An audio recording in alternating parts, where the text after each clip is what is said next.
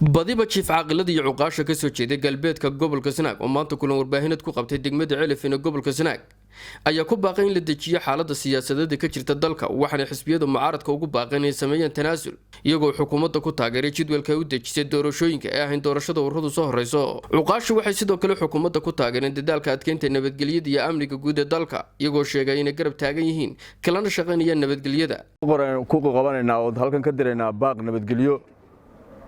sidaynu ognahay qaranka jamhuuriyadda Soomaaliland waxaa ka jira buuq siyaasadeed kaasoo keeni kara nabadgelyo darro waxaanu ugu baaqaynaa dhammaan qaranka jamhuuriyadda Soomaaliland xukuumadda iyo mucaaradka iyo ururada siyaasadda ee cusub dhammaantood inay ilaaliyaan hantida quri ee la wada leeyahay oo ah qaranka jamhuuriyadda Soomaaliland waxaanu qaranku wuxuu inagu deeqi karaa nabadgelyo waxaanu ku baaqaynaa nabadgelyada in la ilaaliyo ee guud ee qaranka iyo tagaar ahaan ee gobolada iyo degmooyinka dhammaan waxaanu ugu soo jeedinaynaa anagoo ah cuqaashii biciide jiifafkii iyo cuqaashii iyo waayeelkii kale ee ningarboodka ahaa oo aanu ka dirayno gobolka Sanaag degmada Celif weyn anagoo isaga nimi dhammaan gobolada kale haday tahay Saraar Sool Togdheer haddii alla ku reeyo Sanaag dhammaan goobaha ay reerku degaan anagoo isaga nimi oo halkan waxa weeyaan ku qabanaynaa shirka nabadgelyada saabsan waxaanu leenahay nabadgelyada ha la ilaaliyo waxaanu leenahay xukuumaddu iyada ayaa qaranka nabadgelyada uga mas'uula iyada loo doortay iyadaanu ku taageeraynaa oo ku garab taaganahay waxa laale wixii khalkhal nabadgelyo darro wada in ay dawladdu gacan ku qabato ayaanu gacan ku siinaynaa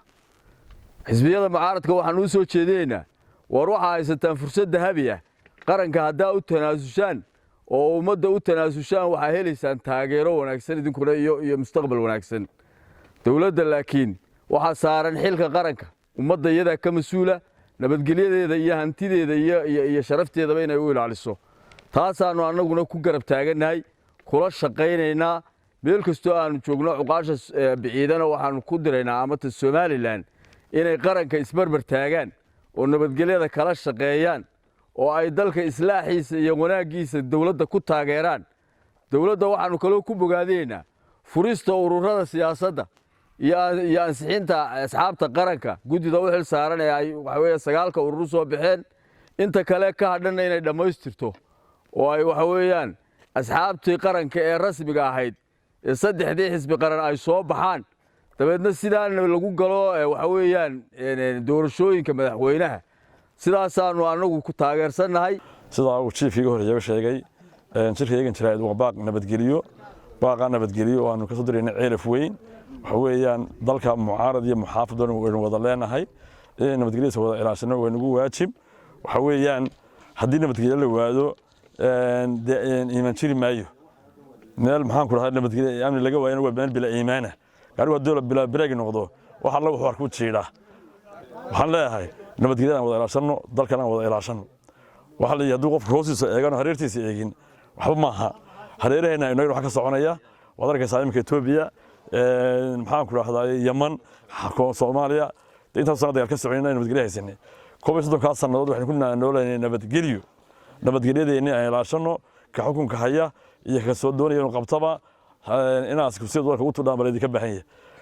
amniga dalkana waxa ka mas'uul dawladda waxaanu ka bogaadinaynaa oo kula socno raali ku inay wax ka qabato wixii amniga khalkhal gelinaya dawladda aan rabnaa gacan bir ku qabato xalayto way arkayseen cadawgeena taayir baa qarxay taayir goobta taayir ka qarxa Soomaaliland oo dhan iyo Soomaaliya wixii lagu qoriyay baa arkaysay maxaan ku raday waxaan la maadiyaa cadawgeena waxa la muuqday marka waxaan maxaan ku raday Soomaaliland ku taleenaynaa shacabka iyo cid walbaba oo nabadgelyo ay ilaashano mahadnaqnaa ilaahay xornimada Soomaaliland Allah inoo suura geliyay inoo taamka inoo ka yeeray xukuumadda isbedelka qoris ku dhiibka inoo ka yeelay aynu dastuurka u samaysanay aynu adduunyada maanta wax badan kaga horumarsannahay ilaahaynu mahadnaqnaa ragga dhaqay iyo dadka dhaqay iyo bulshada dhaqay waa u mahadnaqnaa ee dhammaanba Soomaaliland war kale ma jiro baaqayagana waa beesha la dhaho biciide war biciide gobolada Sool iyo Sanaag iyo burco iyo berbere intaba ayuu isaga yimi nabadgelyada dalka Somaliland